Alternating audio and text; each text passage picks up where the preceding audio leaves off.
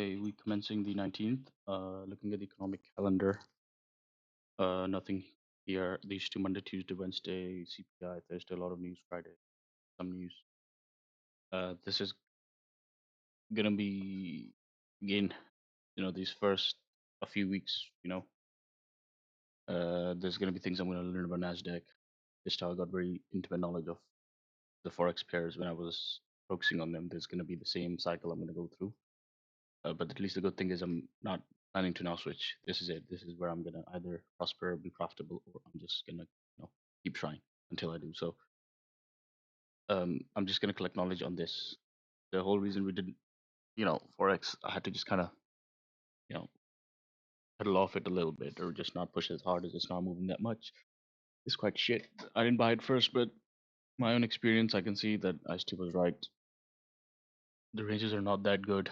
Um, it just doesn't move as much. So going back to this, yes, there's a lot of things to learn. There's can be days where it's also just like forex, very choppy, very tricky to navigate. Prime example, Wednesday and some part of Friday here as well. For the most part, it was actually quite good. Monday, counterparty day, bit tricky, but Tuesday exploded, one-sided. Fun to part of that. Now again, I'm not gonna expect the mental expectation is not gonna be that, oh, this is the day we're gonna get like 50, even 50%, half of the week. No, very rare, but I don't need this to be profitable. Even small moves here, they're more than enough for me. So long as I'm timing it right, time is right, and then I've got the correct drawn liquidity based on the time of day of the week and time of day. Those are very important pieces of information. Now, Monday, Tuesday could be those wild cards where it doesn't do much, especially Monday. Monday has a higher chance of not doing that. Well, higher chance of, let's say, not moving as much because Monday already has its own issues, so called. It it like it may not move. Basically, could either be a really good day or it could be not. You know that much movement could be lethargic. So we'll see what happens. Again, I'm going to demand a lot of evidence for whatever direction I'm choosing to trade. I'm going to demand internal range if I see a high resistance liquidity run. And the good thing is I've got training from Forex that I just don't give a damn about FOMO anymore. So we're also going to dial risk down to further negate incentive of participation in the market.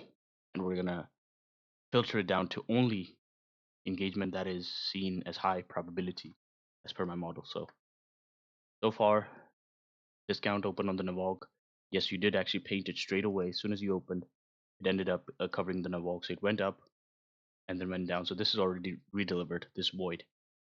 So I'm not saying it's useless now, but the key focus is always that. So it's already done the key thing.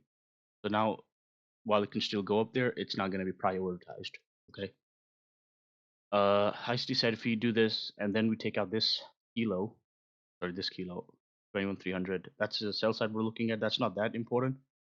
But technically, if you were to be extremely bullish, we would not smoke this. We did smoke this. In fact, we did that straight away. So shows me it's not as bullish. Okay. Now that doesn't mean I'm gonna take a top and just try to sell it now. Okay, because that's not the case either. There's a reason there's equal highs here. Retail's thinking resistance, and they're gonna probably go for this and blah blah blah. But I'm not convinced just yet. Okay. Remember, the good thing is at least it's not going to the drawn liquidity side, which means it's going to be a cleaner compared to the last week. So, what I'm suggesting so far is I'm going to stick with the idea that I have. Okay, we're not going to just switch just like that. We're still focusing on these CB premium CBs and this high ultimately into the all-time highs. Okay, that's general focus that I still have. Still have the weekly fair value gap, by the way, that we still need to fill. And then there's this wick here on the weekly. Those key levels are going to be pertinent as well. Act as drawn liquidities, this CB as well. So that's basically what I'm going to be focusing on. And if I just turn this weekly fair value gap on, then we will see that this fair value gap is still there. Okay, so it's still drawn liquidity. So for counterparty support, BISI here and this inversion. Again, if it's really bullish, I don't want to see a body below closing below this, and sure as hell not this mean threshold of this as a bare minimum. If below the mean threshold of this is just I'm gonna have to wait basically and see. So this is what I think overall. The 2 days can be a little bit quiet, but Wednesday, Thursday we might get a little bit heavy because we have news coming out. So yeah, my key advice is um, don't just for just basically the same thing as forex. Okay, just wait it out.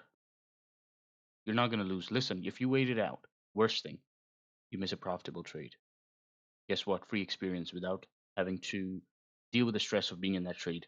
You got a free experience, stress free. Win. Scenario number two. You take part in that and you may win and learn. That's another win.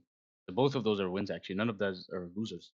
What if you try to force something? Well, guess what? You're stressing because you try to force it. Number one, number two. You know, it's even if you and yeah, number two, you can lose and you can have a losing streak after they could go in a tailspin. So same mentality as forex. And remember, this is used to. I'm not saying learning as in learning because you're well versed now, but there's the specific characters of Nasdaq you're still learning. Okay, so don't push yourself too hard. Lowest risk, it's fine. 2R, get out of there.